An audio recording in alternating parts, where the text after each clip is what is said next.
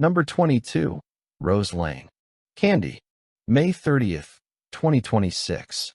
Dear Kavindu, I hope you are doing well. I am writing to tell you about my recent visit to Anuradhapura with my family. We went there during the school holidays and stayed for 2 days. The city was full of ancient temples, large stupas, and beautiful ponds.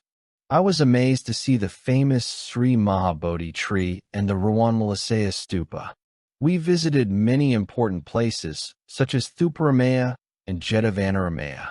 I enjoyed walking around the sacred city and learning about its history from our guide. In the evening, we watched the sunset over the ponds, and it was a beautiful sight.